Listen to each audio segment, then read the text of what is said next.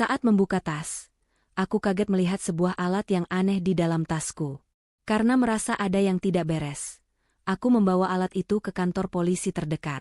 Dan setelah diperiksa, polisi datang menemuiku dengan wajah panik ketakutan berkata, "Bahaya Bu, ini bukan alat biasa." Aku syok tak menyangka saat mendengar penjelasan polisi itu. Karena ternyata, sebelum ceritanya dimulai, silahkan tulis di kolom komentar dari daerah mana saja teman-teman yang menonton cerita ini. Jangan lupa like dan subscribe agar channel ini bisa semakin berkembang dan bisa mempersembahkan cerita yang lebih menarik lagi. Suasana di dalam kamar tidur itu terasa begitu hening dan damai, hanya terdengar deru halus dari pendingin ruangan yang menyelimuti malam. Jarum jam di dinding terus berdetak dengan irama konstan, menunjuk tepat pada pukul 3 dini hari. Mila masih terlelap dalam tidurnya yang nyenyak, mimpi-mimpinya terasa jauh dan samar. Namun, ketenangan itu seketika pecah berantakan ketika telepon rumah yang terletak di atas nakas samping tempat tidur berdering dengan nyaring. Suara dering itu membelah kesunyian malam seperti sebuah jeritan panjang yang memaksa kesadaran untuk kembali ke permukaan. Mila tersentak bangun dengan jantung yang berdegup kencang. Ia mengerjap-ngerjapkan matanya, mencoba mengumpulkan nyawa yang masih tercecer di alam mimpi. Tangannya meraba-raba dalam kegelapan untuk mencari gagang telepon. Siapa yang menelepon pada jam seburuk ini? Pikirnya dengan perasaan was-was. Biasanya, telepon di tengah malam tidak pernah membawa kabar baik. Dengan tangan gemetar, ia mengangkat gagang telepon itu dan menempelkannya ke telinga. Suaranya serak saat ia menyapa penelepon di seberang sana. Suara seorang pria terdengar panik dan terburu-buru di ujung telepon. Pria itu mengaku sebagai tetangga Ibu Suminah di kampung. Tanpa basa-basi, ia mengabarkan berita yang membuat darah Mila seketika terasa dingin membeku. Ia mengatakan bahwa Ibu Suminah tiba-tiba tidak sadarkan diri dan kondisinya sangat kritis. Nafas Mila tercekat. Bayangan wajah ibunya yang sudah tua dan tinggal sendirian di kampung langsung memenuhi pikirannya. Air mata seketika menggenang di pelupuk matanya. Rasa takut kehilangan orang yang paling ia cintai mencekik lehernya, hingga ia sulit bernafas. Pria di telepon itu mendesak agar Mila segera datang, karena kondisi ibunya semakin memburuk setiap detiknya. Mila menjatuhkan gagang telepon itu, kembali ke tempatnya dengan tangan gemetar hebat. Ia menoleh ke samping, mengguncang tubuh suaminya, Arba, yang masih tertidur memunggungi dirinya. Mila berteriak panik memanggil nama suaminya. Arba menggeliat pelan, lalu membuka matanya dengan tatapan yang terlihat sedikit terganggu namun tetap tenang. Mila menjelaskan dengan terbata-bata sambil menangis bahwa ibunya sedang sekarat, dan ia harus pulang ke kampung sekarang juga. Ia berharap Arba akan langsung melompat dari tempat tidur, bersiap-siap, dan menyetir mobil untuk mengantarnya seperti yang biasa dilakukan seorang suami yang siaga. Namun, reaksi Arba sungguh di luar dugaan Mila. Pria itu bangun dan duduk di tepi tempat tidur, mengusap wajahnya perlahan, lalu menatap Mila dengan ekspresi yang sulit diartikan. Ia tidak terlihat panik sama sekali. Arba memegang bahu Mila dan mencoba menenangkannya dengan suara yang lembut namun tegas. Ia berkata bahwa ia sangat ingin menemani Mila, tetapi hari ini adalah hari yang sangat krusial bagi karirnya. Ia mengingatkan Mila tentang rapat penting dengan Dewan Direksi yang akan diadakan siang nanti. Rapat itu akan menentukan nasib perusahaan dan posisi Arba di sana. Jika ia tidak hadir, semua kerja kerasnya selama bertahun-tahun akan sia-sia dan mereka bisa kehilangan segalanya. Mila terdiam mendengar penjelasan suaminya. Ada rasa kecewa yang menusuk di hatinya. Di saat genting seperti ini, ia sangat membutuhkan sandaran. Namun ia juga tahu betapa kerasnya Arba bekerja untuk kehidupan mereka yang nyaman ini. Mila adalah istri yang penurut dan selalu berusaha mengerti posisi suaminya. Dengan berat hati, ia menekan egonya. Ia berkata bahwa ia mengerti dan akan berangkat sendiri. Arba mengangguk setuju, mengatakan bahwa itu adalah pilihan terbaik. Ia meminta Mila untuk segera bersiap-siap sementara ia akan memanaskan mesin mobil dan menyiapkan segala keperluan perjalanan Mila, agar istrinya itu tidak perlu repot. Mila segera beranjak ke kamar mandi untuk membasuh wajahnya yang sembab. Air dingin yang menyentuh kulitnya sedikit membantunya untuk berpikir jernih, meskipun rasa cemas akan kondisi ibunya masih mendominasi perasaannya. Ia segera mengenakan pakaian yang nyaman dan memakai hijabnya dengan rapi namun cepat. Tidak ada waktu untuk mematut diri di depan cermin. Pikirannya sudah melayang jauh ke rumah ibunya di kampung yang berjarak ratusan kilometer dari kota tempat tinggalnya saat ini. Ia berdoa dalam hati, memohon agar Tuhan memberikan keselamatan pada ibunya sampai ia tiba di sana. Sementara itu, di lantai bawah, Arba terlihat sibuk di dapur dan garasi. Ia mengambil sebuah tas perjalanan milik Mila dan mulai memasukkan beberapa barang. Ia memasukkan botol air mineral, beberapa bungkus roti, dan tisu. Gerakannya terlihat tenang dan terukur, tidak seperti orang yang istrinya sedang dilanda musibah. Setelah memasukkan bekal makanan, Arba mengambil sebuah kotak kecil dari laci tersembunyi di ruang kerjanya. Ia menatap kotak itu sejenak dengan tatapan dingin, lalu menyelipkannya jauh ke dalam tas Mila, di bagian paling bawah yang tertutup oleh lipatan jaket cadangan. Ia menutup tas itu rapat-rapat dan membawanya ke mobil. Mila turun dari tangga dengan langkah tergesa-gesa. Ia melihat Arba sudah berdiri di samping mobil yang mesinnya sudah menyala halus. Arba membukakan pintu untuk Mila dan meletakkan tas yang sudah ia siapkan di kursi penumpang sebelah pengemudi. Ia menatap Mila dengan sorot mata yang seolah penuh perhatian. Ia berpesan agar Mila berhati-hati di jalan, tidak perlu mengebut, dan selalu mengabari dirinya jika sudah sampai. Mila mengangguk, air matanya kembali menetes. Ia merasa bersalah karena harus meninggalkan suaminya sendirian mengurus rumah, namun rasa khawatirnya pada Ibu Suminah jauh lebih besar. Mila mencium tangan Arba dengan takzim, memohon doa restu agar perjalanannya lancar. Arba mencium kening Mila, sebuah kecupan yang terasa biasa saja namun bagi Mila itu adalah sumber kekuatan.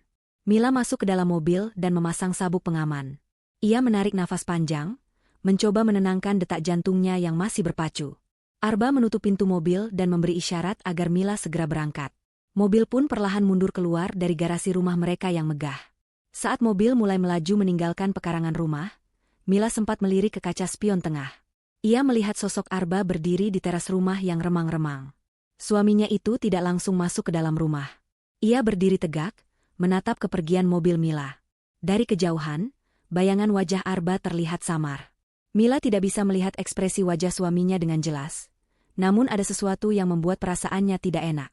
Arba terlihat mengeluarkan ponsel dari saku celananya dan mulai mengetik sesuatu, bukannya melambaikan tangan seperti biasanya. Mila menepis perasaan aneh itu.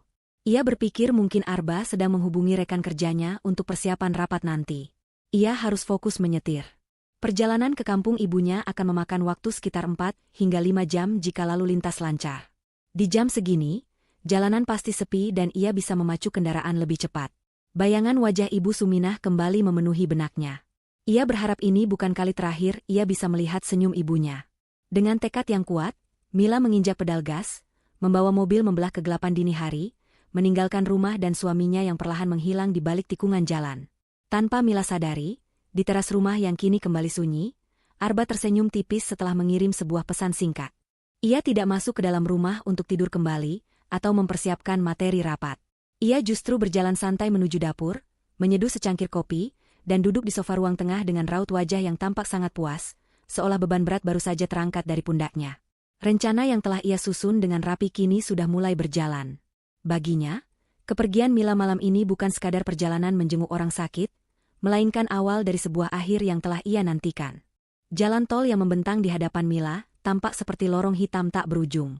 Lampu-lampu jalan yang berwarna kekuningan melesat satu persatu di atas kepalanya, menciptakan ritme cahaya dan bayangan yang hipnotis.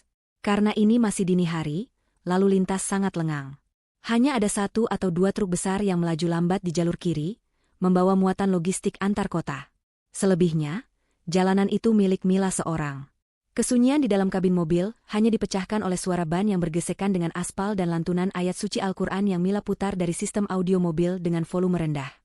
Ia membutuhkan ketenangan itu untuk menjaga hatinya tetap stabil.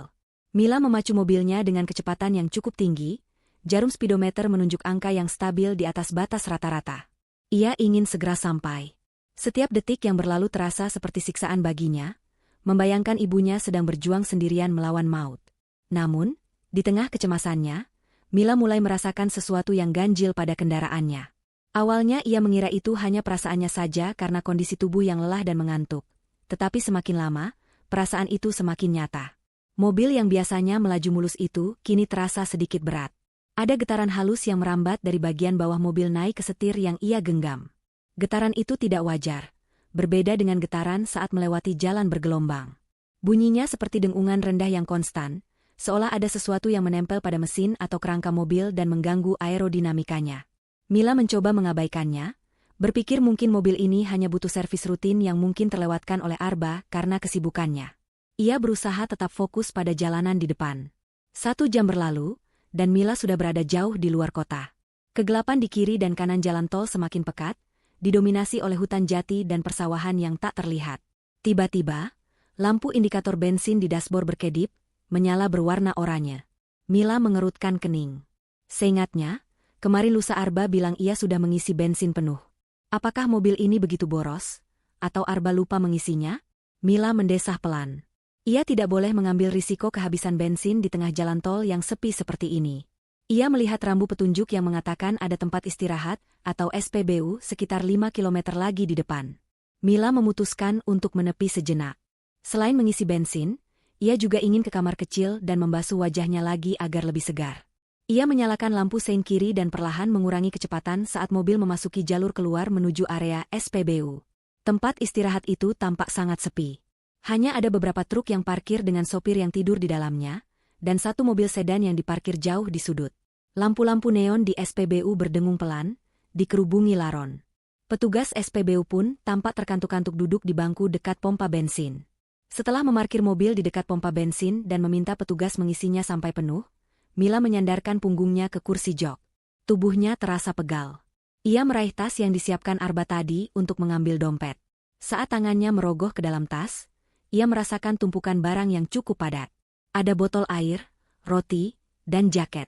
Mila meraba lebih dalam untuk mencari letak dompetnya yang biasanya ia taruh di saku bagian dalam tas. Namun, bukannya kulit dompet yang halus.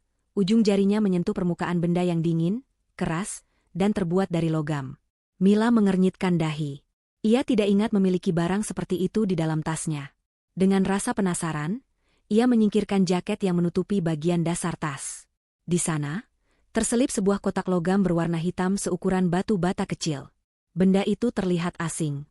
Tidak ada merek, tidak ada tulisan, hanya sebuah kotak hitam yang kokoh dengan beberapa kabel halus yang terlihat samar di bagian sambungannya. Yang membuat jantung Mila tiba-tiba berdegup kencang, adalah adanya sebuah lampu indikator kecil di sisi kotak itu yang berkedip-kedip dengan cahaya merah redup. Perlahan, Mila mengeluarkan kotak itu dari dalam tas. Benda itu cukup berat. Ia membolak-baliknya di bawah cahaya lampu kabin mobil.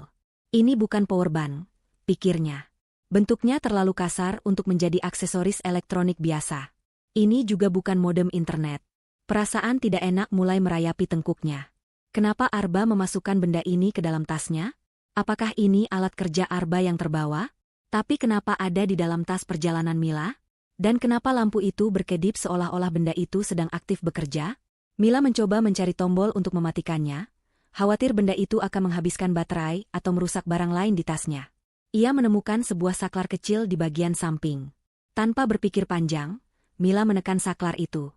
Namun, bukannya mati, lampu indikator yang tadinya berkedip merah lambat, tiba-tiba berubah warna menjadi kuning dan berkedip dengan tempo yang lebih cepat. Terdengar bunyi bip pelan yang berirama, bip bip bip. Bunyi itu terdengar seperti hitungan mundur pada jam digital. Rasa dingin menjalar dari ujung jari hingga ke seluruh tubuh Mila. Instingnya menjerit bahwa ada yang salah. Sangat salah. Ia teringat film-film aksi yang pernah ia tonton bersama Arba, tentang alat pelacak atau bahkan sesuatu yang lebih berbahaya. Tapi ini dunia nyata, dan dia hanyalah seorang ibu rumah tangga biasa. Mana mungkin ada benda seperti ini di tasnya? Ia mencoba menepis pikiran buruk itu, namun getaran ketakutan itu tidak mau pergi. Ia menatap petugas pom bensin yang sedang menutup tangki mobilnya di luar jendela. Dunia di luar sana tampak normal, tapi di dalam mobil ini, Mila merasa sedang memegang sebuah misteri yang mematikan. Mila meletakkan kembali benda itu ke kursi penumpang dengan sangat hati-hati, seolah benda itu terbuat dari kaca tipis yang mudah pecah. Ia mengambil dompetnya dengan tangan yang gemetar hebat, membayar bensin kepada petugas tanpa banyak bicara, dan segera menutup kaca jendela. Ia tidak jadi ke kamar kecil. Rasa ingin buang air kecilnya hilang, seketika digantikan oleh rasa teror yang tidak beralasan namun sangat kuat. Ia menatap benda hitam yang kini berkedip kuning itu. Pikirannya berkecamuk. Apakah ia harus menelepon Arba dan bertanya? Tapi ada suara kecil di hatinya yang melarang. Bayangan wajah Arba di teras tadi, senyum tipis yang tak terbaca, dan keputusannya untuk tidak ikut menjenguk ibu, semua potongan teka-teki itu berputar di kepala Mila. Jika Arba yang memasukkan benda ini, dan benda ini terlihat berbahaya, maka menelepon Arba mungkin bukan ide yang bagus. Mila menarik nafas panjang, mencoba menguasai dirinya. Ia tidak boleh panik. Ia harus mencari tahu apa benda ini sebenarnya. Mila menyalakan mesin mobil, namun ia tidak mengarahkan mobilnya kembali ke jalur masuk tol. Firasatnya mengatakan bahwa melanjutkan perjalanan dengan membawa benda aneh ini adalah tindakan bunuh diri. Ia teringat bahwa sekitar 5 kilometer sebelum pintu masuk tol tadi, ia melihat pelang petunjuk arah menuju kantor polisi sektor terdekat. Mungkin itu adalah tempat paling aman untuk saat ini. Ia akan meminta bantuan polisi untuk memeriksa benda ini. Jika ternyata ini hanya alat kerja Arba yang tidak berbahaya, ia akan meminta maaf dan melanjutkan perjalanan. Tapi jika ini sesuatu yang lain, Mila tidak berani melanjutkan pikirannya. Dengan tangan yang basah oleh keringat dingin, Mila memutar setir, membawa mobilnya keluar dari area SPBU melalui jalan belakang, menjauh dari jalan tol, menuju jalan arteri yang gelap dan sepi. Benda di kursi sebelahnya terus berbunyi bip-bip-bip, seolah menjadi teman perjalanan yang membawa pesan kematian. Mila memacu mobilnya membelah malam, bukan lagi untuk mengejar waktu demi ibunya, tetapi untuk menyelamatkan nyawanya sendiri dari ketidaktahuan yang mencekam. Mila membelokkan mobilnya memasuki halaman kantor polisi sektor yang terlihat sepi namun terang benderang oleh lampu sorot. Gedung itu tidak terlalu besar, bercat kusam dengan bendera merah putih yang berkibar pelan di tiang depan. Hanya ada satu mobil patroli yang terparkir di sana, dan beberapa sepeda motor milik petugas. Mila memarkir mobilnya agak jauh dari pintu masuk utama, didorong oleh insting yang menyuruhnya untuk menjauhkan kendaraan itu dari bangunan. Setelah mematikan mesin, keheningan kembali menyergap, hanya diselingi oleh bunyi bip ritmis dari kotak hitam di kursi sebelahnya yang kini terasa semakin mengancam.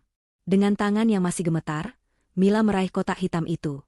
Ia membawanya dengan hati-hati, seolah sedang membawa nyawanya sendiri di telapak tangannya.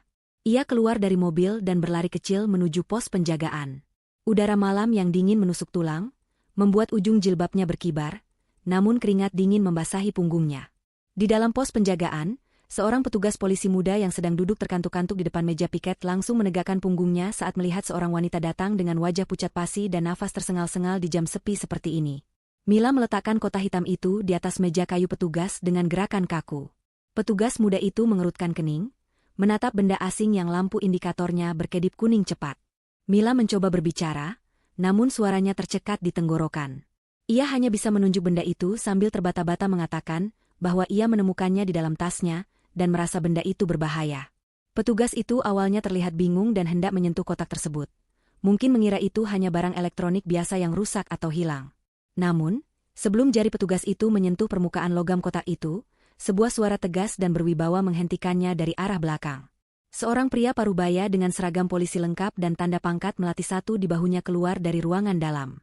Itu adalah Komisaris Polisi Surya, kepala sektor di sana yang kebetulan sedang lembur menangani berkas kasus lain. Matanya yang tajam langsung tertuju pada kotak hitam di meja. Wajahnya yang semula tenang berubah menjadi tegang dalam hitungan detik. Ia segera memerintahkan petugas muda itu untuk mundur dan menjauh dari meja. Kompol Surya mendekat perlahan, mengamati pola kedipan lampu dan kabel-kabel halus yang terlihat di celah sambungan kotak tersebut tanpa menyentuhnya.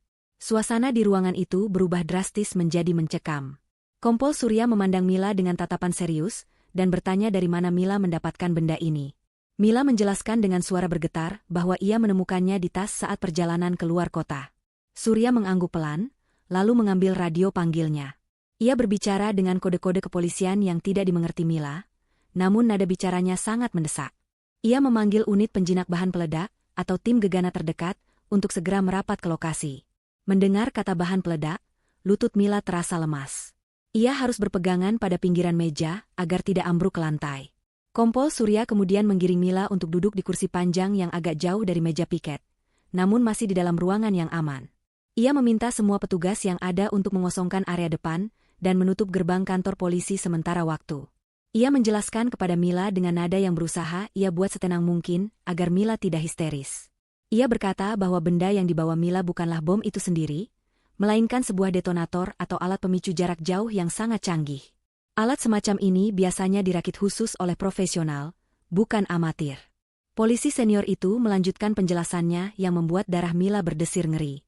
Ia menunjuk lampu indikator yang berkedip itu.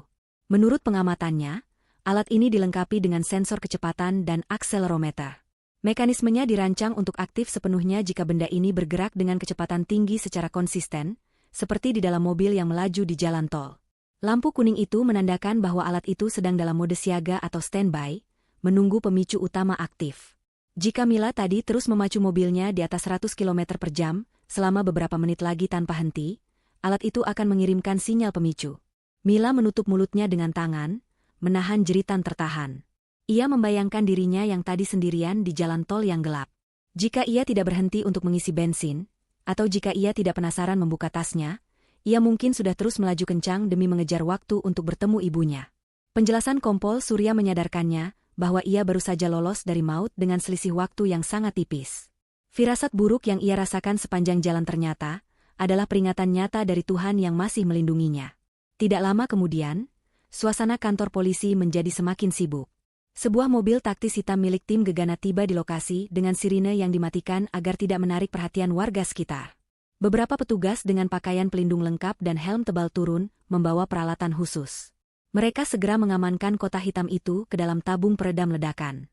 Kompol Surya berbicara serius dengan ketua tim Gegana, menunjuk ke arah mobil Mila yang terparkir di halaman. Mila melihat mereka berdiskusi dengan wajah tegang, sesekali melirik arahnya dengan tatapan prihatin. Kompol Surya kembali menghampiri Mila yang masih duduk terpaku dengan wajah pucat. Ia berjongkok di hadapan Mila agar pandangan mereka sejajar, mencoba memberikan rasa aman. Ia bertanya dengan lembut, siapa saja yang memiliki akses ke tas dan mobil Mila sebelum ia berangkat. Dengan air mata yang mulai menetes lagi, Mila menyebut nama Arba, suaminya. Ia menceritakan bagaimana Arba yang menyiapkan tas itu, memasukkan bekal, dan memanaskan mobil. Ia juga menceritakan alasan Arba tidak ikut karena rapat penting. Mendengar cerita itu, rahang Kompol Surya mengeras. Ia seperti sudah bisa menyusun kepingan teka-teki jahat yang sedang terjadi, namun ia butuh bukti fisik yang lebih kuat untuk memastikannya. Dan bukti itu, ia yakin, ada di dalam mobil Mila. Tim Gegana mulai bergerak mendekati mobil Mila dengan sangat hati-hati. Mereka menggunakan cermin inspeksi bertangkai panjang untuk melihat bagian bawah mobil dan alat pendeteksi logam serta bahan kimia. Mila memperhatikan proses itu dari balik jendela kaca kantor polisi, didampingi oleh seorang polisi wanita yang memberinya segelas air hangat. Jantung Mila berdetak tidak karuan, seolah ingin melompat keluar dari dadanya. Ia berharap mereka tidak menemukan apa-apa, berharap ini semua hanya kesalahan pahaman besar atau lelucon yang sangat buruk. Namun, harapan itu pupus ketika salah satu petugas Gegana memberikan sinyal tangan kepada rekannya dan menunjuk ke satu titik di bawah kursi pengemudi.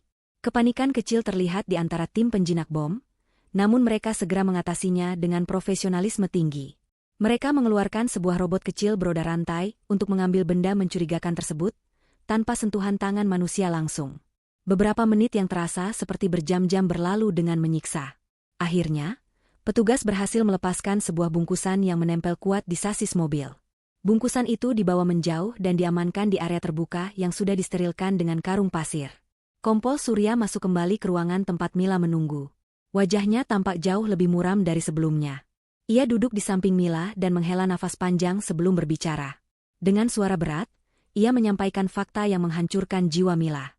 Tim Gegana menemukan 2 kilogram bahan peledak jenis C4, atau plastik yang memiliki daya ledak tinggi. Bahan peledak itu ditempel dengan sangat rapi dan profesional tepat di bawah posisi duduk Mila. Bom itu terhubung dengan sistem penerima nirkabel yang frekuensinya cocok dengan detonator yang ada di tas Mila. Mila merasa dunianya runtuh seketika. Ia tidak bisa lagi menahan tangisnya. Tubuhnya berguncang hebat. Bayangan tubuhnya yang hancur berkeping-keping di jalan tol berputar di kepalanya. Ia tidak menyangka mobil yang biasa ia gunakan untuk mengantar anak-anak pengajian atau belanja ke pasar, malam ini diubah menjadi peti mati berjalan oleh seseorang. Dan orang itu, kemungkinan besar adalah suaminya sendiri, pria yang ia cintai dan ia hormati selama bertahun-tahun. Rasa sakit akibat pengkhianatan ini jauh lebih menyakitkan daripada rasa takut akan kematian itu sendiri. Kompol Surya membiarkan Mila menangis sejenak untuk meluapkan emosinya, lalu ia kembali bertanya untuk memastikan satu hal penting. Ia bertanya tentang alasan Mila berangkat malam ini. Mila menceritakan tentang telepon yang mengabarkan ibunya sakit keras. Kompol Surya yang memiliki insting detektif tajam, segera merasa ada kejanggalan. Ia meminta Mila untuk mencoba menelepon Ibu Suminah sekarang juga menggunakan telepon kantor polisi, untuk memastikan kondisi sebenarnya. Mila awalnya ragu karena ini masih dini hari, tapi ia menurut. Dengan tangan gemetar, Mila memutar nomor telepon rumah ibunya di kampung. Nada sambung terdengar beberapa kali. Hati Mila berdebar kencang, takut tidak ada yang mengangkat atau mendengar kabar buruk lainnya. Namun, setelah nada sambung keempat, terdengar suara, "Halo," yang serak khas orang baru bangun tidur. Itu suara Ibu Suminah. Suara itu terdengar sehat, tenang, dan sedikit bingung. Mila langsung menangis memanggil ibunya. Ibu Suminah kaget mendengar anaknya menangis dan bertanya ada apa. Mila bertanya apakah ibu sakit. Ibu Suminah justru tertawa kecil, mengatakan ia sehat walafiat, baru saja bangun untuk sholat tahajud, dan tidak ada apa-apa. Ponsel Mila terjatuh dari genggamannya, menggantung pada kabel telepon. Ia menatap kompor surya dengan tatapan kosong. Ibunya sehat. Telepon tadi pagi adalah bohong. Suara tetangga yang panik itu adalah palsu. Semua ini adalah skenario. Skenario untuk membuat Mila panik, memaksanya menyetir sendiri di tengah malam dalam kondisi emosional, dan melaju kencang di jalan tol agar bom itu meledak. Arba telah merancang semuanya dengan sangat detail dan kejam. Ia ingin Mila mati dalam sebuah kecelakaan tunggal yang terlihat tragis namun wajar, sehingga tidak ada yang curiga. Kompol Surya kemudian mengajak Mila ke ruang kerjanya. Ia menunjukkan layar komputernya. Tim siber kepolisian yang bergerak cepat sudah berhasil menarik data awal mengenai latar belakang Arba. Di layar itu terpampang data-data keuangan yang mengerikan. Arba ternyata terlilit hutang miliaran rupiah dari investasi bodong yang ia ikuti diam-diam. Semua aset bisnisnya sudah digadaikan. Dan yang paling menyakitkan, ada data polis asuransi jiwa atas nama Mila dengan nilai pertanggungan yang fantastis, yang baru saja disetujui dan aktif 3 hari yang lalu. Klausul utamanya adalah pembayaran penuh jika tertanggung meninggal akibat kecelakaan lalu lintas. Mila menatap layar itu dengan nanar. Semua kepingan puzzle kini menyatu membentuk gambar yang mengerikan. Sikap manis Arba belakangan ini, tas yang disiapkan, mobil yang dipanaskan, dan alasan rapat penting itu, semuanya hanyalah bagian dari rencana pembunuhan demi uang. Suaminya tidak hanya ingin membunuhnya, tapi ingin menukar nyawanya dengan uang untuk menutupi keserakahan dan kegagalannya sendiri. Mila merasa mual. Rasa cintanya yang tulus dibalas dengan racun yang mematikan. Di tengah kehancuran hatinya, Kompol Surya menatap Mila lekat-lekat. Ia berkata bahwa mereka tidak bisa membiarkan Arba lolos begitu saja. Hukum harus ditegakkan, dan Mila harus mendapatkan keadilan. Namun, untuk menangkap Arba dengan bukti yang tak terbantahkan, mereka butuh kerjasama Mila. Kompol Surya bertanya apakah Mila bersedia melakukan sesuatu yang berisiko namun akan menjebak Arba dalam permainannya sendiri. Mila menghapus air matanya dengan kasar. Wajahnya yang tadi penuh ketakutan kini perlahan berubah menjadi dingin dan keras. Tatapan matanya yang lembut kini menajam, memancarkan tekad yang kuat. Ia menatap Kompol Surya dan mengangguk mantap. Ia bukan lagi korban yang lemah. Ia siap melawan. Suasana di dalam ruang kerja Kompol Surya terasa semakin menyesakkan dada, seolah-olah oksigen di sana perlahan disedot keluar, digantikan oleh awan tebal bernama kenyataan pahit. Mila duduk kaku di kursi berhadapan dengan meja kerja polisi senior itu. Kedua tangannya saling meremas di atas pangkuan hingga buku-buku jarinya memutih. Air matanya sudah mengering di pipi, meninggalkan jejak lengket yang membuat kulit wajahnya terasa kaku, namun matanya kini memancarkan sorot yang berbeda. Jika sebelumnya mata itu penuh dengan ketakutan dan kebingungan seorang istri yang panik, kini perlahan mulai terisi dengan kehampaan yang menakutkan, sebuah kekosongan yang tercipta ketika kepercayaan dihancurkan hingga menjadi debu. Kompol Surya meletakkan sebuah tablet elektronik di atas meja, menggesernya perlahan ke arah Mila dengan gerakan ragu-ragu. Pria parubaya itu tampak berat hati, seolah tahu bahwa apa yang akan ia perlihatkan ini adalah paku terakhir yang akan menutup peti mati pernikahan Mila.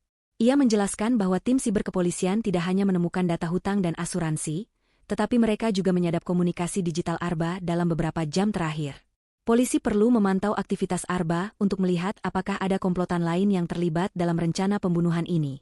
Dan dari penyadapan itulah, sebuah fakta lain yang tak kalah menjijikan terungkap. Mila menunduk, memberanikan diri menatap layar tablet yang menyala terang itu. Di sana, terpampang tangkapan layar percakapan aplikasi pesan singkat antara nomor Arba dengan sebuah kontak yang dinamai klien VIP. Namun, isi percakapannya sama sekali bukan urusan bisnis. Bahasa yang digunakan begitu intim, penuh dengan panggilan sayang dan emoji hati yang membuat perut Mila mual seketika. Nama asli pemilik kontak itu, menurut pelacakan polisi, adalah Hani. Mila mengenal nama itu. Hani adalah salah satu rekan kerja Arba, wanita karir yang sering Arba puji kecerdasannya di depan Mila. Wanita yang beberapa kali pernah datang ke rumah untuk urusan pekerjaan dan disambut Mila dengan ramah, bahkan pernah dibuatkan masakan oleh Mila.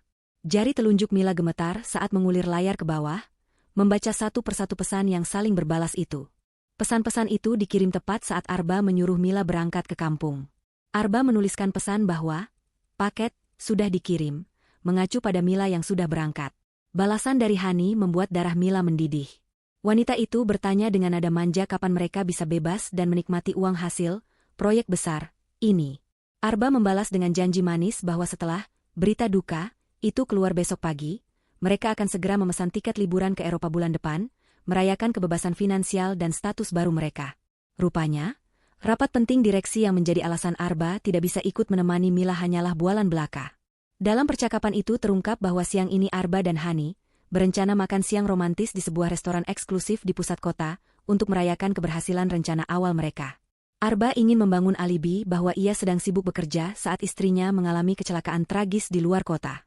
Pengkhianatan ini terasa berlipat ganda bagi Mila. Arba tidak hanya ingin membunuhnya demi uang untuk membayar hutang, tetapi juga ingin menyingkirkannya demi wanita lain. Mila merasa dirinya selama ini hidup dalam sebuah panggung sandiwara, di mana ia adalah satu-satunya orang yang tidak tahu naskah ceritanya. Mila meletakkan tablet itu kembali ke meja dengan perlahan, seolah benda itu baru saja membakar ujung jarinya. Ia memejamkan mata, menarik nafas panjang yang terasa tajam di paru-paru.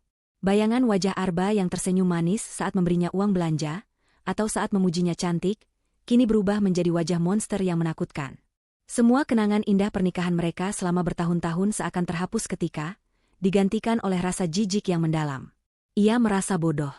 Betapa naifnya ia selama ini, mempercayai laki-laki itu sepenuhnya, mengabdi padanya, dan mendoakannya setiap sujud.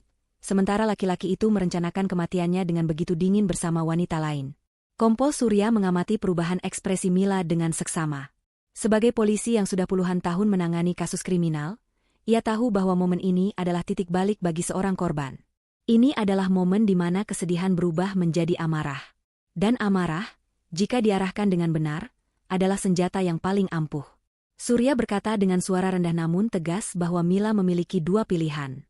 Pilihan pertama, polisi bisa langsung menangkap Arba sekarang juga dengan bukti percobaan pembunuhan. Arba akan dipenjara, tapi proses hukumnya akan panjang dan Arba mungkin masih bisa menyewa pengacara mahal untuk meringankan hukuman dengan dalih tidak ada korban jiwa yang jatuh. Pilihan kedua, lanjut Surya, adalah memainkan permainan Arba. Mereka akan membiarkan Arba percaya bahwa rencananya berhasil. Mereka akan menciptakan ilusi bahwa Mila benar-benar telah tiada. Dengan cara ini, Arba akan merasa di atas angin, ia akan lengah, dan saat itulah ia akan membuat kesalahan-kesalahan fatal yang akan menjadi bukti tak terbantahkan di pengadilan nanti.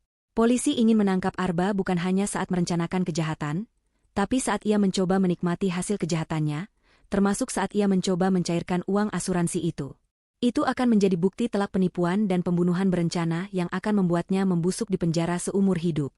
Mila membuka matanya. Tidak ada lagi air mata di sana. Tatapannya kini dingin, setenang permukaan danau yang dalam namun menyimpan arus deras di bawahnya. Ia teringat wajah ibunya di kampung yang hampir saja kehilangan anak satu-satunya. Ia teringat betapa ia hampir mati konyol di jalan tol yang sepi.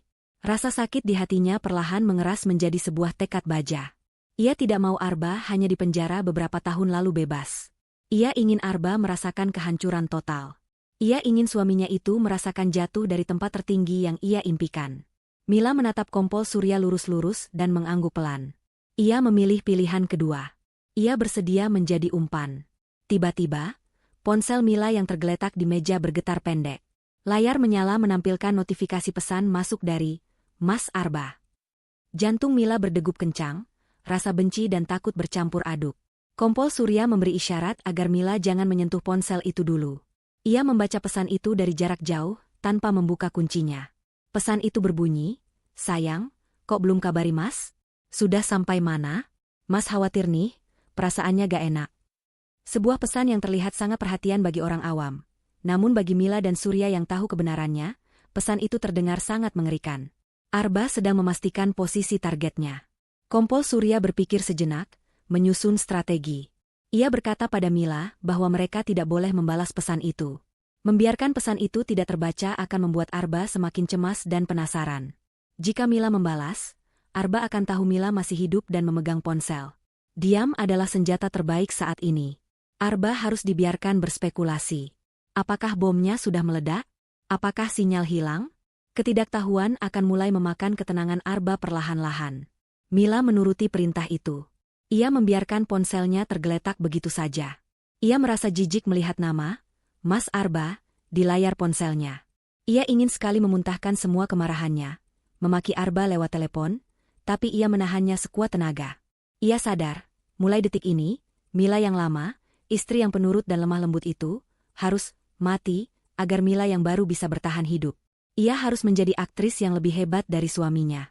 Ia harus kuat, bukan untuk dirinya sendiri, tapi untuk keadilan, dan untuk ibunya yang tidak tahu apa-apa di kampung. Kompol Surya kemudian memanggil beberapa anggotanya untuk masuk. Ia mulai membagi tugas dengan cepat dan efisien. Satu tim akan mengurus pengamanan Mila ke rumah aman atau safe house yang tidak bisa dilacak oleh siapapun. Tim lain, yang terdiri dari unit forensik dan gegana, akan bertugas membawa mobil Mila ke lokasi pembuangan khusus untuk diledakkan secara terkontrol. Mereka harus menciptakan tempat kejadian perkara atau TKP buatan yang meyakinkan. Mobil itu harus hancur lebur seolah-olah meledak karena kecelakaan di jalan tol. Puing-puingnya akan menjadi bukti kematian palsu Mila. Mila mendengarkan rencana itu dengan seksama. Ia bertanya pelan, apakah ia boleh melihat proses peledakan mobilnya. Kompol Surya awalnya ragu, khawatir itu akan memicu trauma. Namun melihat sorot mata Mila yang penuh determinasi, ia akhirnya mengizinkan. Mungkin bagi Mila, melihat mobil itu hancur adalah sebuah simbolisasi pelepasan. Simbol hancurnya kehidupan pernikahannya yang palsu. Kompol Surya memerintahkan anggotanya untuk menyiapkan rompi anti peluru untuk Mila, sekadar prosedur keamanan standar, lalu mereka bersiap untuk bergerak. Malam semakin larut, namun bagi Mila, ini bukanlah waktu untuk tidur. Ini adalah awal dari perang yang sunyi. Perang melawan orang yang tidur di sebelahnya setiap malam. Saat ia melangkah keluar dari ruangan Kompol Surya menuju mobil polisi yang akan membawanya, Mila menatap langit malam yang gelap tanpa bintang. Ia berjanji dalam hati, Arba akan membayar lunas setiap tetes air mata yang jatuh malam ini, dan ia sendiri yang akan memastikan tagihan itu tertagih sempurna. Iring-iringan kendaraan polisi melaju membelah keheningan malam menuju pinggiran kota yang sepi dan tandus. Di depan, mobil patroli memimpin jalan tanpa menyalakan sirine, hanya lampu rotarinya yang berputar memecah kegelapan. Di tengah, mobil derek khusus membawa mobil Mila yang di dalamnya masih tertanam bom waktu. Dan di belakang, Mila duduk di dalam mobil taktis bersama Kompol Surya dan dua petugas bersenjata. Mereka menuju sebuah area bekas tambang batu kapur yang sudah lama ditinggalkan, lokasi yang sering digunakan oleh tim gegana untuk latihan peledakan atau pemusnahan bahan peledak temuan sisa perang. Lokasinya jauh dari pemukiman warga, dikelilingi tebing-tebing kapur tinggi yang akan meredam suara dan getaran ledakan. Sepanjang perjalanan, Mila hanya diam menatap punggung kursi di depannya. Pikirannya melayang-layang. Ia mengingat mobil itu. Mobil jenis city car berwarna putih yang dibeli Arba 3 tahun lalu sebagai hadiah ulang tahun pernikahan mereka. Mila ingat betapa bahagianya ia saat itu. Ia ingat bagaimana Arba menyerahkan kunci mobil itu dengan pita merah besar, memeluknya, dan berbisik bahwa ia ingin Mila aman dan nyaman saat bepergian. Betapa ironisnya, mobil yang diberikan dengan alasan keamanan, itu kini justru dijadikan alat untuk mengakhiri hidupnya. Hadiah itu ternyata adalah kuda Troya yang menyimpan kematian. Setiap kenangan manis tentang mobil itu kini terasa seperti racun yang menyakitkan. Setibanya di lokasi bekas tambang, suasana terasa begitu gersang dan dingin. Angin malam berhembus kencang membawa debu kapur yang beterbangan. Lampu-lampu sorot portabel segera dipasang oleh petugas, menerangi area tengah tambang yang luas dan rata. Mobil Mila diturunkan dari truk derek dengan sangat hati-hati dan diletakkan di tengah area kosong itu. Tim gegana kembali bekerja dengan setelan pelindung lengkap. Mereka tidak akan menjinakkan bom itu, melainkan akan memicunya dari jarak jauh. Namun dengan pengaturan yang membuat ledakannya terlihat seperti kecelakaan akibat tabrakan dan kebakaran tangki bensin, bukan seperti bom teroris. Ini penting agar skenario, kecelakaan lalu lintas, bisa diterima oleh publik dan pihak asuransi. Mila berdiri di balik garis aman, sekitar 200 meter dari posisi mobilnya, berlindung di balik dinding beton pengamat. Kompol Surya berdiri di sebelahnya, memegang binokular. Sebelum peledakan dilakukan, seorang petugas meminta izin kepada Mila untuk mengambil beberapa barang pribadi dari dalam mobil yang sekiranya perlu diselamatkan atau justru perlu ditinggalkan sebagai bukti. Mila menyerahkan tas tangannya, namun ia meminta petugas untuk meninggalkan satu sepatu miliknya dan sebuah selendang yang sering ia pakai di dalam mobil. Benda-benda itu nantinya akan ditemukan dalam kondisi hangus atau rusak, sebagai penguat identifikasi bahwa korban memang berada di dalam mobil saat kejadian. Proses persiapan terasa sangat lama dan menegangkan. Petugas menempatkan beberapa manekin atau boneka uji tabrak di kursi pengemudi untuk mensimulasikan berat tubuh manusia. Mereka juga menyiramkan sedikit bahan bakar tambahan di sekitar mobil untuk memastikan efek kebakaran yang dramatis setelah ledakan, karena tujuan utamanya adalah menghanguskan kendaraan hingga sulit dikenali. menghilangkan jejak mekanisme bom rakitan Arba. Setelah semua siap, seluruh personel ditarik mundur ke zona aman. Suasana menjadi hening, hanya terdengar suara angin dan kresek-kresek dari radio komunikasi polisi. Komandan tim Gegana mulai melakukan hitungan mundur melalui pengeras suara. 5, 4, 3. Mila menahan nafasnya. Tangannya mencengkeram besi pembatas di depannya. Matanya tak lepas menatap mobil putih kecil yang berdiri sendirian di tengah lapangan tandus itu. Mobil itu tampak begitu rapuh dan menyedihkan di bawah sorotan lampu yang menyilaukan. 2, 1. Ledakan. Blar. Sebuah ledakan dahsyat memecah keheningan malam. Bola api raksasa berwarna jingga kemerahan membumbung tinggi ke angkasa, menerangi dinding-dinding tebing kapur dengan cahaya yang mengerikan. Tanah yang dipijak Mila terasa bergetar hebat. Gelombang kejut atau shockwave dari ledakan itu menerpa wajahnya seperti tamparan angin panas, meski ia berada di jarak yang aman. Suara dentuman itu begitu keras hingga membuat telinga berdenging. Mobil putih itu seketika lenyap di telan api, terlempar sedikit ke udara sebelum jatuh kembali sebagai rongsokan besi yang terbakar hebat. Mila menatap api yang berkobar itu dengan mata terbelalak tanpa berkedip. Panasnya api itu seolah membakar habis sisa-sisa keraguannya. Saat melihat rangka mobilnya mulai meleleh dan menghitam, Mila merasakan ada bagian dari dirinya yang ikut mati di sana. Mila yang lugu, Mila yang selalu mengalah, Mila yang buta akan kejahatan suaminya, semuanya telah hangus terbakar bersama mobil itu. Dari abu kehancuran itu, akan bangkit sosok baru yang tidak akan berhenti sebelum keadilan ditegakkan. Air mata menetes di pipinya, bukan karena sedih, tapi karena rasa lega yang aneh. Ia selamat. Ia masih hidup. Dan Arba tidak tahu itu. Setelah api mulai bisa dikendalikan oleh petugas pemadam yang bersiaga, Kompol Surya memberi kode kepada tim humas kepolisian. Sesuai rencana, mereka akan segera merilis informasi terbatas kepada jaringan radio pemantau lalu lintas dan beberapa wartawan kriminal lokal yang bisa dipercaya. Berita itu akan disiarkan sebagai kecelakaan tunggal di KM sekian, sebuah mobil terbakar hebat, pengemudi diduga tewas di tempat. Informasi ini dirancang agar sampai ke telinga Arba melalui saluran berita atau media sosial, bukan melalui panggilan langsung polisi, agar kepanikan Arba terlihat alami. Tepat saat petugas sedang menyiramkan air ke puing-puing mobil yang masih berasap, ponsel Mila di saku Kompol Surya berdering. Kompol Surya melihat layarnya. Suami ibu menelepon, katanya datar. Itu adalah panggilan telepon biasa, bukan pesan WhatsApp. Arba mungkin mulai panik karena pesannya tak kunjung dibalas dan perasaannya mulai tidak enak. Atau mungkin ia sedang mencoba berakting sebagai suami yang khawatir. Surya memperlihatkan layar ponsel yang berkedip itu kepada Mila. Nama, Mas Arba, terpampang di sana dengan foto profil mereka berdua yang sedang tersenyum bahagia. Foto dari masa lalu yang kini terasa palsu. Mila menggelengkan kepala, memberi isyarat untuk tidak mengangkatnya. Surya membiarkan ponsel itu berdering. 1 kali, 2 kali, 3 kali. Dering telepon itu terdengar begitu nyaring di tengah kesunyian pasca ledakan. Pada deringan keempat, Kompol Surya menekan tombol tolak dan langsung mematikan daya ponsel tersebut, lalu mencabut kartu SIM-nya. Tindakan itu akan memberikan efek dramatis di ujung sana. Bagi Arba, telepon yang ditolak lalu tidak aktif bisa diartikan sebagai gangguan sinyal atau ponsel yang hancur karena kejadian fatal. Sinyal kehidupan Mila secara digital telah diputus. Mulai detik ini, bagi dunia luar, Mila sudah tidak ada. Ia adalah hantu. Kompol Surya memasukkan ponsel mati itu ke dalam kantong bukti. Ia menatap Mila dan berkata, "Sekarang, kita tunggu reaksi dia. Ibu akan kami bawa ke rumah aman. Di sana ibu tidak boleh menghubungi siapapun, termasuk Ibu Suminah di kampung, sampai kami beri kode aman. Ini akan berat, Bu. Tapi ini satu-satunya cara." Mila mengangguk patuh. Ia menatap sekali lagi ke arah bangkai mobilnya yang kini hanya tinggal kerangka besi hitam berasap. Bau hangus karet dan logam memenuhi udara. Ia berbalik badan, melangkah menuju mobil polisi tanpa menoleh lagi. Langkahnya tegap dan pasti. Malam ini ia belajar bahwa orang yang paling dekat bisa menjadi musuh yang paling mematikan, dan untuk melawannya, ia harus menjadi sesuatu yang tak pernah diduga oleh musuhnya. Seorang wanita yang tidak memiliki rasa takut lagi karena ia sudah mati sekali.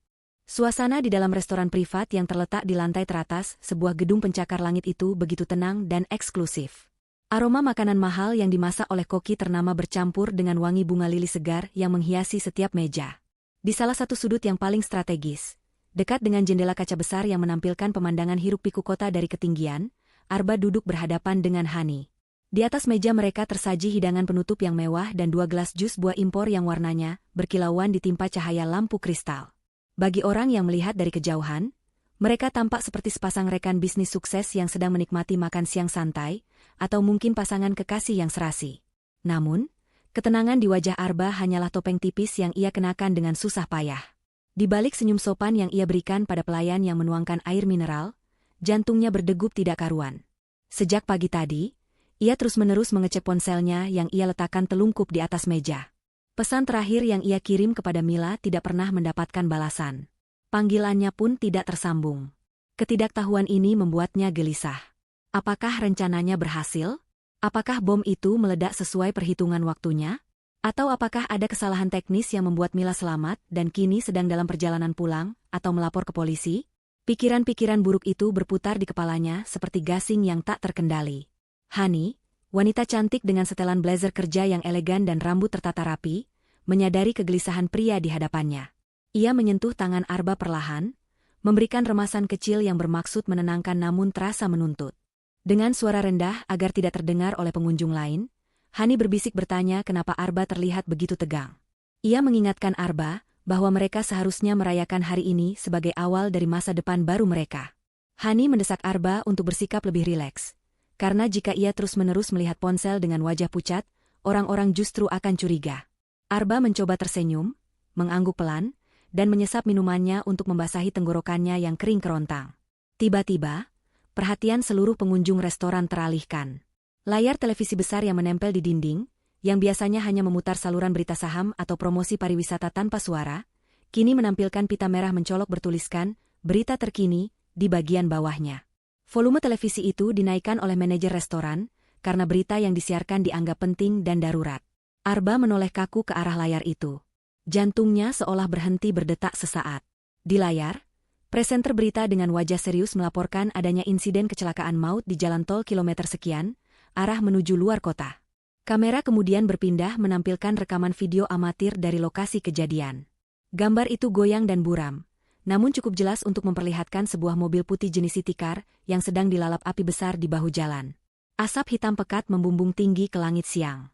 Narator berita menyebutkan bahwa mobil tersebut meledak dan terbakar hebat, diduga akibat kehilangan kendali dan menabrak pembatas jalan hingga tangki bensin bocor. Disebutkan pula bahwa pengemudi yang diduga seorang wanita tewas di tempat karena tidak sempat menyelamatkan diri. Detik itu juga, Arba tahu ia harus memulai pertunjukannya. Ini adalah momen yang sudah ia latih di depan cermin berkali-kali. Ia menjatuhkan gelas minumannya ke lantai dengan sengaja. Suara pecahan kaca yang nyaring membuat semua mata di restoran tertuju padanya. Arba berdiri dengan tubuh gemetar, matanya terbelalak menatap layar televisi. Ia berteriak histeris, menyebut nama Mila dengan suara yang parau dan penuh keputusasaan. Ia menunjuk-nunjuk layar televisi itu, berakting seolah-olah ia mengenali plat nomor mobil yang sebenarnya sudah hangus dan tak terlihat jelas itu. Hani, yang juga sudah siap dengan perannya, segera bangkit dan memeluk Arba, berpura-pura menenangkannya. Arba merosot ke lantai, menangis meraung-raung layaknya seorang suami yang baru saja kehilangan separuh jiwanya. Beberapa pelayan dan pengunjung lain segera mengerubungi mereka dengan wajah prihatin. Mereka menawarkan bantuan, air minum, dan kata-kata penghiburan. Arba memainkan perannya dengan sempurna. Ia memukul-mukul lantai, meracau tentang betapa ia menyesal membiarkan istrinya pergi sendirian, tentang betapa ia mencintai istrinya. Dalam hati, Arba tersenyum licik. Tidak ada yang meragukan kesedihannya. Alibinya sedang terbentuk dengan kokoh di hadapan puluhan saksi mata. Setelah drama singkat itu, Arba yang dipapah oleh Hani segera meninggalkan restoran. Mereka memacu kendaraan menuju rumah sakit umum daerah terdekat dengan lokasi kejadian, tempat di mana jenazah korban dievakuasi sesuai informasi berita. Sepanjang perjalanan di dalam mobil mewahnya, tangis Arbas ketika berhenti begitu pintu tertutup rapat dan kaca jendela yang gelap memisahkan mereka dari dunia luar.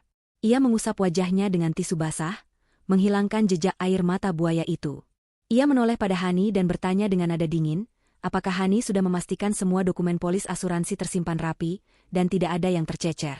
Hani mengangguk sambil tersenyum miring, memuji akting Arba yang menurutnya layak mendapatkan piala penghargaan. Setibanya di rumah sakit, suasana di kamar jenazah terasa dingin dan berbau karbol yang menyengat. Beberapa petugas kepolisian, termasuk Kompol Surya yang berpakaian preman, sudah berada di sana. Arba kembali memasang wajah duka citanya yang mendalam. Ia berjalan terhuyung-huyung mendekati meja besi tempat sebuah kantong jenazah berwarna oranye terbaring kaku. Petugas forensik menjelaskan dengan nada simpatik bahwa kondisi jenazah sangat memprihatinkan, hangus terbakar hingga sulit dikenali secara fisik. Namun mereka menemukan sisa barang pribadi berupa potongan kain selendang dan satu sepatu wanita yang selamat dari api. Petugas memperlihatkan barang bukti itu yang sudah dimasukkan ke dalam plastik bening. Arba menatap sepatu yang sebagian meleleh itu. Ia mengenalinya sebagai sepatu Mila. Ia mengambil plastik itu dengan tangan gemetar, mendekapnya ke dada, dan kembali menangis terseduh-seduh. Ia berseru memanggil-manggil nama Mila, meminta maaf, dan berjanji akan selalu mendoakannya. Kompol Surya mengamati setiap gerak-gerik Arba dari sudut ruangan dengan tatapan tajam di balik kacamata hitamnya. Ia melihat bagaimana Arba sesekali melirik ke arah petugas administrasi rumah sakit, seolah tidak sabar ingin segera menyelesaikan urusan ini. Puncak dari kebusukan hati Arba terjadi saat ia diminta menandatangani surat pernyataan penolakan otopsi dan surat pengambilan jenazah. Arba beralasan bahwa ia tidak ingin jenazah istrinya dibedah-bedah lagi karena sudah cukup menderita dan ingin segera memakamkannya dengan layak. Namun, saat petugas menyerahkan pulpen, Arba berbisik pelan pada petugas administrasi dengan nada mendesak yang ia coba samarkan sebagai kepanikan. Ia bertanya kapan surat keterangan kematian resmi bisa diterbitkan, karena ia membutuhkannya segera untuk urusan administrasi perbankan dan penutupan rekening almarhumah. Padahal, yang ia incar adalah syarat utama klaim asuransi. Petugas administrasi, yang juga sudah dibriefing oleh polisi, menjawab bahwa surat itu akan siap besok pagi. Arba mengangguk cepat, matanya berkilat sesaat karena keserakahan yang tak bisa disembunyikan. Ia lalu kembali memeluk Hani yang berdiri setia di sampingnya sebagai rekan kerja yang suportif. Di balik pelukan itu, Arba membisikkan kalimat kemenangan di telinga Hani. Kita berhasil. 10 miliar itu milik kita. Hani membalas pelukan itu erat, membayangkan tas-tas bermerek dan liburan mewah yang akan segera ia nikmati. Mereka tidak menyadari bahwa di ruangan sebelah, melalui kaca satu arah, Mila berdiri mematung menyaksikan seluruh adegan itu. Hatinya yang dulu penuh cinta kini benar-benar membeku, siap untuk memberikan balasan yang setimpal. 3 hari telah berlalu sejak pemakaman sandiwara itu dilakukan. Sebuah gundukan tanah merah baru dengan nisan kayu bertuliskan nama Mila kini ada di pemakaman umum. Namun di dalamnya hanyalah peti kosong yang diisi batang pisang sebagai pemberat, sebuah rahasia yang hanya diketahui oleh pihak kepolisian dan Mila sendiri. Arba kini duduk sendirian di sofa kulit ruang tengah rumah mewahnya yang luas. Suasana rumah itu terasa berbeda. Biasanya, jam segini Mila akan sibuk di dapur menyiapkan makan malam atau mengaji di kamar mushola kecil dekat taman belakang. Namun kini, rumah itu sunyi senyap. Keheningan yang seharusnya menenangkan justru terasa menekan gendang telinga Arba. Arba menyeruput kopi hitamnya yang mulai dingin. Di atas meja di hadapannya berserakan dokumen-dokumen penting. Polis asuransi, surat kematian, surat keterangan kecelakaan dari kepolisian, palsu, dan daftar aset yang bisa segera ia likuidasi. Ia merasa di atas angin. Pihak asuransi sudah menghubunginya dan proses klaim berjalan lancar tanpa hambatan berarti. Mereka hanya butuh satu pertemuan final untuk penyerahan simbolis dan transfer dana yang dijadwalkan lusa. Arba tersenyum lebar, membayangkan angka 0 yang berderet di rekeningnya nanti. Semua hutang investasinya akan lunas, dan sisanya masih sangat cukup untuk hidup foya-foya bersama Hani. Namun, rasa kemenangannya mulai terusik oleh hal-hal kecil yang ganjil. Sejak ia pulang dari pemakaman kemarin sore, ia merasa seperti diawasi. Awalnya ia berpikir itu hanya efek kelelahan dan rasa bersalah bawah sadar yang wajar, tapi semakin lama, gangguan itu semakin nyata secara fisik. Sore tadi, saat ia masuk ke kamar tidur utama yang dulu ia tempati bersama Mila, ia mencium aroma yang sangat spesifik. Itu adalah aroma bunga melati dan kasturi, wangi parfum minyak yang selalu dipakai Mila setiap habis mandi. Wangi itu begitu kuat dan segar, seolah Mila baru saja lewat di depannya beberapa detik yang lalu. Arba sempat terpaku di ambang pintu, bulu kuduknya meremang. Ia mengedarkan pandangan ke seluruh penjuru kamar. Kosong. Jendela tertutup rapat, pendingin ruangan menyala normal. Ia mencoba menepis rasa takutnya dengan berpikir logis, mungkin ada sisa parfum Mila yang tumpah atau menempel di gorden. Ia berjalan cepat membuka jendela lebar-lebar untuk mengusir bau itu, lalu menyemprotkan pengharum ruangan beraroma lemon dengan berlebihan. Ia tidak mau ada jejak Mila yang tertinggal di rumah ini, terutama jejak yang bisa membangkitkan memori yang tidak ia inginkan. Malam semakin larut, dan gangguan itu berlanjut. Saat Arba sedang fokus menghitung kalkulasi pembagian uang di laptopnya, tiba-tiba terdengar suara samar dari arah belakang rumah. Suara itu lembut, berirama, dan sangat familiar. Itu adalah suara murotal Al-Quran, lantunan ayat suci yang biasa diputar Mila melalui speaker Bluetooth kecil saat ia sedang memasak atau beres-beres. Arba membeku. Jantungnya berpacu cepat. Ia tahu persis speaker itu sudah ia matikan dan ia simpan di dalam lemari gudang, karena ia tidak suka mendengarnya. Dengan langkah ragu dan sedikit gemetar, Arba berjalan menuju sumber suara. Semakin dekat ke ruang tengah belakang, suara itu semakin jelas. Benar saja, di atas meja makan, speaker kecil berwarna putih itu menyala, melantunkan ayat-ayat suci dengan volume sedang. Arba menatap benda itu dengan horor. Siapa yang menyalakannya? Ia sendirian di rumah ini. Pembantu rumah tangga sudah ia liburkan selama seminggu dengan alasan ia ingin berkabung dengan tenang.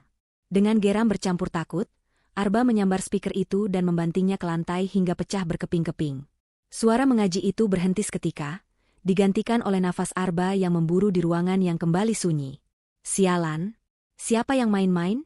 Teriak Arba, suaranya menggema memantul di dinding-dinding kosong. Ia berlari memeriksa pintu belakang dan jendela. Semua terkunci rapat dari dalam. Tidak ada tanda-tanda orang masuk paksa. Keringat dingin mulai mengucur di pelipisnya. Ia kembali ke ruang tengah, mencoba menenangkan diri dengan menyalakan televisi keras-keras. Mungkin ada korsleting listrik pada speaker itu sehingga menyala sendiri, pikirnya mencoba rasional. Ya, pasti itu barang elektronik murahan yang rusak. Lelah dengan ketegangan itu, Arba memutuskan untuk tidur lebih awal. Ia naik ke lantai 2, masuk ke kamarnya, dan langsung menuju tempat tidur empuk berukuran king size miliknya. Ia ingin memejamkan mata dan bangun besok pagi saat matahari sudah terang, berharap semua perasaan aneh ini hilang. Arba menarik selimut sutra mahalnya dan merebahkan kepalanya ke bantal. Namun, kepalanya membentur sesuatu yang keras di balik sarung bantal. Bukan empuknya bulu angsa yang ia rasakan, melainkan sebuah benda padat yang menyakitkan.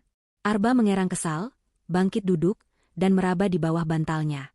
Tangannya menyentuh sebuah kotak logam dingin. Saat ia menarik benda itu keluar dan melihatnya di bawah cahaya lampu tidur yang remang-remang, matanya melotot nyaris keluar. Wajahnya pucat pasi seputih kertas. Benda itu adalah detonator. Alat pemicu bom berwarna hitam dengan lampu indikator yang ia kenal betul. Alat yang seharusnya hancur meledak bersama mobil Mila di jalan tol. Alat yang ia rakit sendiri dan ia sembunyikan di tas Mila. Kenapa benda ini ada di sini? Bagaimana mungkin? Jika detonator ini ada di sini, lalu apa yang meledak di mobil itu? Arba memutar-mutar kotak itu dengan tangan gemetar hebat. Di bagian bawah kotak itu, tertempel secari kertas post-it berwarna kuning cerah. Di sana tertulis sebuah pesan dengan tulisan tangan yang sangat ia kenali, tulisan tangan halus dan rapi milik Mila, "Mas lupa mematikan ini. Sayangkan baterainya." Arba melempar kotak itu ke ujung kamar, seolah ia baru saja memegang bara api neraka. Ia mundur hingga punggungnya menabrak lemari pakaian, nafasnya tersengal-sengal seperti orang tercekik. Ini tidak mungkin hantu. Hantu tidak bisa memindahkan benda fisik. Hantu tidak menulis pesan di kertas post-it. Ini perbuatan manusia. Seseorang sedang mempermainkannya. Seseorang tahu rahasianya. Dan hanya ada satu orang lain yang tahu rencana detail tentang bom dan detonator ini selain dirinya. Hani. Pikiran Arba langsung tertuju pada wanita simpanan itu. Hani tahu segalanya. Hani yang paling ambisius soal uang. Pasti Hani yang mengambil detonator itu sebelum Mila berangkat tanpa sepengetahuan Arba. Mungkin untuk memerasnya di kemudian hari. Atau mungkin Hani berkomplot dengan orang lain untuk menakut-nakutinya agar Arba menyerahkan seluruh uang asuransi itu padanya?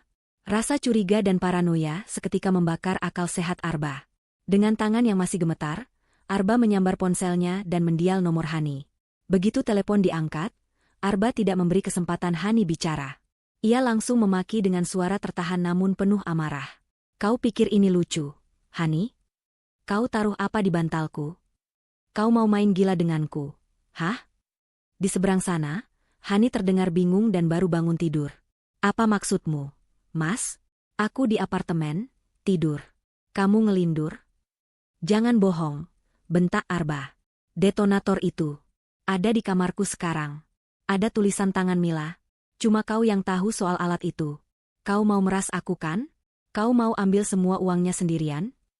Hani mulai terpancing emosi dituduh sembarangan. "Kamu gila ya, Arba? Mana mungkin aku ke rumahmu? Aku nggak punya kuncinya. Dan buat apa aku simpan alat bukti kejahatan kita? Kamu pasti halusinasi karena stres. Minum obat penenang sana." Sambungan telepon diputus sepihak oleh Hani. Arba membanting ponselnya ke kasur. Ia menjambak rambutnya sendiri, frustrasi. Jika bukan Hani, lalu siapa? Apakah Mila masih hidup? Tidak mungkin. Berita sudah konfirmasi. Polisi sudah konfirmasi. Ia bahkan melihat sendiri sisa sepatu Mila yang terbakar. Mayat itu hangus. Jadi siapa? Arba menatap ke sekeliling kamarnya yang mewah namun, kini terasa seperti penjara. Bayangan-bayangan di sudut kamar tampak bergerak-gerak menakutkan. Untuk pertama kalinya dalam hidupnya, Arba merasa sangat kecil dan tak berdaya melawan musuh yang tak terlihat. Ia tidak tahu bahwa setiap sudut rumahnya kini telah dipasangi kamera pengintai mikro oleh tim Kompol Surya, dan di sebuah rumah aman yang jauh dari sana, Mila sedang menatap layar monitor, menyaksikan ketakutan suaminya dengan tatapan dingin tanpa belas kasihan. Pagi itu matahari bersinar terang di langit Jakarta, seolah tidak peduli pada kegelapan yang menyelimuti hati Arba. Pria itu berdiri di depan cermin besar di kamar tidurnya, merapikan dasi sutra berwarna biru tua yang ia kenakan. Lingkaran hitam di bawah matanya ia samarkan dengan sedikit bedak tipis. Sisa-sisa ketakutan dari teror malam sebelumnya berusaha ia kubur dalam-dalam di balik setelan jas mahal buatan Italia yang membalut tubuhnya. Hari ini adalah hari besar. Hari pencairan klaim asuransi senilai 10 miliar rupiah. Arba meyakinkan dirinya sendiri bahwa kejadian semalam, suara mengaji, wangi parfum, dan detonator di bantal, hanyalah kerjaan orang iseng atau mungkin efek samping dari stres yang berlebihan. Begitu uang masuk rekeningnya, ia akan segera menjual rumah ini dan pindah ke apartemen penthouse baru bersama Hani, meninggalkan semua kenangan buruk di sini. Uang adalah obat paling mujarab untuk segala jenis ketakutan, pikirnya. Arba menjemput Hani di lobi apartemennya. Wanita itu tampak cantik memukau dengan pakaian formal yang sopan namun, tetap menonjolkan lekuk tubuhnya, menyamar sebagai sekretaris pribadi Arba. Mereka tidak banyak bicara di dalam mobil. Ada ketegangan yang menggantung di udara sisa pertengkaran semalam di telepon, namun kilauan janji uang miliaran rupiah membuat mereka sepakat untuk melakukan gencatan senjata sementara. Hani memegang lengan Arba saat mereka berjalan memasuki gedung pencakar langit tempat kantor pusat perusahaan asuransi berada. Gedung itu megah, lantainya marmer mengkilap, dan orang-orang berjalan dengan langkah cepat dan percaya diri. Arba merasa ia kembali menjadi bagian dari kaum elit ini, kaum pemenang yang bisa melakukan apa saja dan lolos dari segalanya. Mereka disambut dengan sangat ramah oleh resepsionis VIP, dan langsung diantar menuju ruang rapat eksekutif di lantai paling atas. Ruangan itu sangat luas, didominasi oleh meja kayu mahoni panjang yang mengkilat dan kursi-kursi kulit yang empuk. Dinding kaca di satu sisi ruangan menampilkan panorama kota yang menakjubkan. Di dalam ruangan, sudah menunggu 3 orang pria berjas rapi yang memperkenalkan diri sebagai direktur klaim, kepala bagian legal, dan notaris perusahaan. Mereka menyalami Arba dengan wajah penuh simpati, mengucapkan belasungkawa sekali lagi atas musibah yang menimpa istri Arba. Arba memasang wajah sedih andalannya, mengangguk lemah, dan mengucapkan terima kasih dengan suara bergetar yang dibuat-buat. Pertemuan dimulai dengan basa-basi formal. Direktur klaim memuji Arba sebagai nasabah yang sangat teliti dan bertanggung jawab, karena telah memikirkan proteksi masa depan istri tercinta, meskipun takdir berkata lain. Arba mendengarkan pujian itu dengan hati berbunga-bunga, namun ia berusaha tetap terlihat rendah hati. Hani duduk di sampingnya, membuka buku catatan dan pura-pura mencatat poin-poin penting, padahal tangannya gemetar menahan antusiasme. Dokumen-dokumen pencairan sudah ditumpuk rapi di hadapan Arba, tinggal menunggu tanda tangan terakhir dan proses verifikasi biometrik.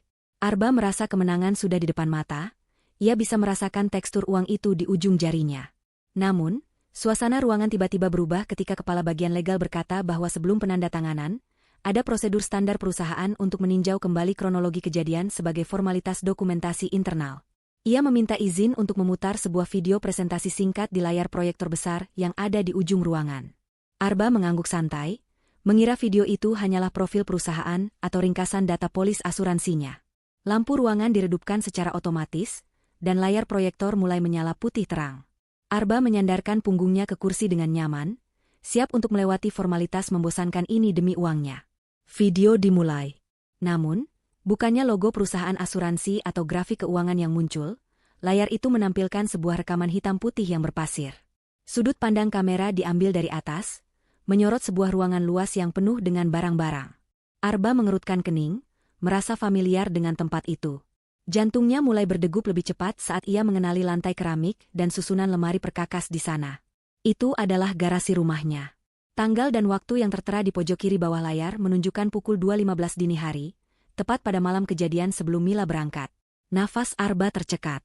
Ia melihat sosok dirinya sendiri masuk ke dalam frame kamera. Di video itu, Arba terlihat mengenakan kaos oblong dan celana pendek, membawa sebuah kotak peralatan. Ia berjalan mendekati mobil putih milik Mila, lalu berbaring di lantai dan meluncur masuk ke kolong mobil di bagian bawah kursi pengemudi. Video itu memiliki kualitas yang cukup tinggi untuk memperlihatkan apa yang ia pegang. Tangannya sibuk merakit sesuatu, menempelkan bungkusan yang jelas-jelas bukan bagian dari mesin mobil. Beberapa menit kemudian, Arba keluar dari kolong mobil, menepuk-nepuk tangannya, dan mengeluarkan sebuah kotak hitam kecil, detonator itu, sambil tersenyum lebar ke arah kap mobil seolah ia baru saja menyelesaikan mahakarya seni. Darah di tubuh Arba seakan tersedot habis ke kaki. Wajahnya berubah pucat pasi, lebih putih dari mayat. Ia terpaku di kursinya, matanya melotot menatap layar yang kini menampilkan wajahnya secara close-up dari kamera tersembunyi lain yang ia tidak pernah tahu keberadaannya. Ia ingat sekarang. Kamera itu. Kamera kecil yang pernah ia pasang setahun lalu untuk memantau pembantunya yang ia curigai mencuri beras. Namun ia lupa mematikannya dan lupa bahwa datanya tersimpan otomatis di cloud. Arba menoleh panik ke arah Hani. Wajah Hani pun sama pucatnya. Mulutnya menganga tak percaya. Wanita itu perlahan menggeser kursi menjauh dari Arba, seolah Arba adalah penyakit menular yang mematikan. Para eksekutif asuransi di hadapannya tidak lagi tersenyum ramah. Wajah mereka kini dingin, keras, dan penuh penghakiman. Direktur klaim yang tadi memujinya kini menatapnya dengan sorot mata jijik. Tidak ada lagi kata-kata bela sungkawa. Keheningan di ruangan itu begitu memekakan telinga, hanya terdengar suara dengungan proyektor yang terus memutar bukti kejahatan Arba berulang-ulang. Arba mencoba membuka mulutnya untuk menyangkal, untuk berteriak bahwa itu video rekayasa, bahwa itu deepfake, tapi suaranya hilang. Tenggorokannya tercekik oleh ketakutan yang nyata. Ia sadar ia telah masuk ke dalam kandang singa dengan sukarela. Tiba-tiba, presentasi di layar berhenti dan berganti menjadi tulisan besar berwarna merah, klaim ditolak, indikasi pembunuhan berencana. Bersamaan dengan itu, lampu ruangan kembali menyala terang benderang, menyilaukan mata Arba yang sudah berkunang-kunang. Suara kunci pintu ruangan yang diputar terdengar nyaring dari arah pintu masuk utama. Arba menoleh patah-patah ke arah pintu. Ia berharap ini hanyalah mimpi buruk. Berharap ia akan terbangun di kamarnya dan semua ini tidak nyata. Namun, saat pintu mahoni berat itu terbuka perlahan, harapan Arba hancur berkeping-keping.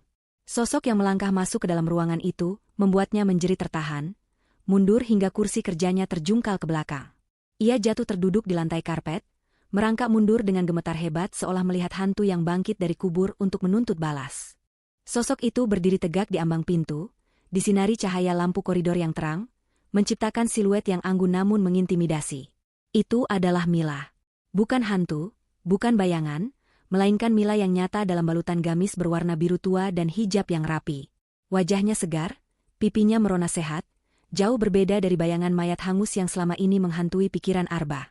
Mila melangkah masuk dengan tenang, setiap ketukan sepatunya di lantai marmer terdengar, seperti palu hakim yang menjatuhkan vonis mati bagi Arba. Di belakang Mila, berdiri kompol Surya dengan seragam lengkap, didampingi dua petugas polisi bersenjata laras panjang yang siap siaga. Hantu! Setan! Pergi! Arba berteriak histeris sambil menutupi wajahnya dengan lengan, kakinya menendang-nendang udara. Ia benar-benar kehilangan kewarasannya sesaat. Baginya, melihat Mila hidup kembali adalah hal yang mustahil secara logika. Ia yakin betul bom itu meledak. Ia melihat videonya di berita. Ia melihat sepatunya yang terbakar. Jadi bagaimana mungkin wanita ini berdiri di sini tanpa luka sedikitpun? Hani, yang duduk di sudut ruangan, juga menjerit ketakutan. Ia mencoba bersembunyi di balik meja rapat, tubuhnya gemetar hebat menyadari bahwa permainan mereka sudah tamat. Mila berhenti tepat 2 langkah di depan Arba yang meringkuk menyedihkan di lantai. Ia menatap suaminya, pria yang dulu ia anggap sebagai imam, pelindung, dan cinta sejatinya, kini tak lebih dari seorang pengecut yang serakah. Tidak ada lagi rasa cinta di hati Mila, tidak ada juga rasa sedih. Yang tersisa hanyalah rasa kasihan melihat betapa rendahnya manusia bisa jatuh demi uang. Dengan suara yang tenang namun tajam menghunus jantung, Mila berkata, "Aku bukan hantu, Mas. Aku masih hidup. Ibumu di kampung sehat, dan aku juga sehat. Yang sakit itu jiwamu, Mas. Sakit parah karena digerogoti keserakahan." Mendengar suara Mila yang nyata, Arba menurunkan tangannya perlahan. Ia menatap Mila dengan mata merah dan berair. Otaknya berusaha memproses kenyataan. Kau masih hidup?" bisiknya parau. Tapi mobilnya ledakannya. Kompol Surya melangkah maju, berdiri di samping Mila. Dengan nada tegas dan berwibawa, ia menjelaskan semuanya. Semua itu rekayasa kami, Saudara Arba. Ledakan itu kami lakukan secara terkontrol untuk menjebak Anda. Kami ingin melihat sejauh mana Anda akan berpura-pura sedih sebelum mencoba mengambil uang haram ini. Dan ternyata, Anda bahkan tidak menunggu tanah kuburan istri Anda kering. Polisi senior itu kemudian membacakan hak-hak tersangka. Ia menyatakan Arba ditangkap atas tuduhan berlapis, percobaan pembunuhan berencana, penipuan asuransi, dan pemalsuan dokumen negara. Hani yang mendengar kata penjara langsung panik. Ia keluar dari persembunyiannya dan menunjuk-nunjuk Arba. Ini semua ide dia, Pak Polisi. Saya cuma disuruh. Saya diancam. Arba yang merakit bomnya, saya nggak tahu apa-apa. Sumpah, saya korban. Teriak Hani, mencoba menyelamatkan dirinya sendiri dengan mengorbankan kekasih gelapnya. Persis seperti sifat ular yang saling memakan. Arba menatap Hani dengan tatapan tak percaya. Pengkhianatan dibalas pengkhianatan. Dasar wanita jalang. Kau yang mendesakku butuh uang buat gaya hidupmu. Kau yang kasih ide asuransi itu. Arba bangkit hendak menyerang Hani, namun dengan sigap dua petugas polisi langsung meringkusnya. Mereka membanting tubuh Arba ke meja rapat, memelintir tangannya ke belakang, dan memasangkan borgol besi yang dingin. Klik. Bunyi pengunci borgol itu adalah suara paling indah yang pernah didengar Mila. Hani pun tak luput. Ia menjerit-jerit saat petugas wanita memborgol tangannya dan menyeretnya keluar ruangan. Arba yang sudah tidak berdaya, dengan wajah menempel di meja, menoleh menatap Mila untuk terakhir kalinya. Tatapannya memelas, mencoba memanipulasi Mila sekali lagi. Mila, sayang, maafkan Mas. Mas hilaf. Mas janji akan berubah. Tolong bilang ke polisi ini cuma salah paham. Kita bisa mulai lagi dari awal, Dek. Mas sayang sama kamu. Mila menunduk, mendekatkan wajahnya ke telinga Arba. Ia tersenyum tipis. Senyuman yang penuh dengan kepuasan dan pelepasan. Simpan sayangmu untuk dinding penjara, Mas. Dan soal asuransi itu, jangan khawatir. Uang itu tidak akan pernah cair. Tapi hutang-hutangmu tetap menunggumu. Selamat menikmati neraka duniamu. Mila kemudian berbalik badan dan berjalan keluar ruangan tanpa menoleh lagi, meninggalkan Arba yang meraung-raung memanggil namanya diseret oleh polisi. 6 bulan kemudian. Suasana pagi di sebuah desa kecil di kaki gunung terasa begitu damai. Udara sejuk yang bebas polusi menyapa wajah Mila yang sedang duduk di teras rumah kayu sederhana. Di tangannya ada secangkir teh hangat melati. Di sebelahnya, Ibu Suminah sedang duduk santai sambil menyisir rambutnya yang sudah memutih semua. Mereka berdua menikmati pemandangan sawah hijau yang membentang luas di depan rumah. Tidak ada suara klakson, tidak ada dering telepon tengah malam, dan tidak ada lagi ketakutan. Mila mengambil ponselnya yang tergeletak di meja. Ia membuka aplikasi berita nasional. Berita utama hari ini menampilkan wajah Arba dan Hani yang memakai rompi tahanan berwarna oranye. Judul beritanya tertulis besar, vonis maksimal. Pelaku percobaan pembunuhan istri demi asuransi divonis penjara seumur hidup. Seluruh aset disita negara untuk bayar hutang. Dalam artikel itu disebutkan bahwa hakim tidak menemukan satupun hal yang meringankan bagi Arba, karena kejahatannya dinilai sangat sadis dan terencana. Arba akan menghabiskan sisa hidupnya di balik jeruji besi, sendirian, miskin, dan dipermalukan oleh seluruh negeri. Hani mendapatkan vonis 20 tahun penjara karena terbukti bersekongkol. Mila membaca berita itu tanpa ekspresi berlebihan. Rasa bencinya sudah perlahan pudar, digantikan oleh rasa syukur yang mendalam. Tuhan telah menyelamatkannya dengan cara yang luar biasa. Ia mendapatkan kembali hak atas rumah warisan ayahnya setelah pengadilan membatalkan semua transaksi Arba yang ilegal, dan ia menjual rumah penuh kenangan buruk itu untuk membangun usaha perkebunan hidroponik di desa ini bersama ibunya. Uang hasil penjualan rumah itu lebih dari cukup untuk hidup sederhana namun bahagia. Enduk, tehnya diminum. Nanti dingin, suara lembut Ibu Suminah membuyarkan lamunan Mila. Mila menoleh dan tersenyum tulus pada ibunya. Iya, Bu. Kamu lagi lihat apa di HP? Kok serius banget? Tanya ibunya polos. Ibu Suminah memang tidak pernah tahu detail mengerikan tentang bom itu. Mila hanya memberitahu ibunya bahwa ia bercerai karena Arba tertangkap kasus penipuan uang, demi menjaga kesehatan jantung ibunya. Gak ada apa-apa, Bu. Cuma berita orang jahat yang akhirnya dapat hukuman, jawab Mila sambil mematikan layar ponselnya. Ia meletakkan benda pipih itu jauh-jauh. Mila menyeruput teh hangatnya, merasakan kehangatan menjalar ke seluruh tubuhnya.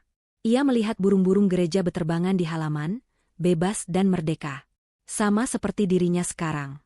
Ia bukan lagi istri yang takut kehilangan suami, ia adalah wanita yang menemukan kembali kekuatan dirinya sendiri. Badai besar itu telah berlalu. Dan kini, langit di atas kepalanya begitu cerah tanpa awan sedikit pun. Mila menutup matanya sejenak, mengucap syukur dalam hati, lalu tertawa renyah saat Ibu Suminah menceritakan lelucon tentang ayam tetangga. Hidup ini indah, dan Mila baru saja mulai benar-benar hidup.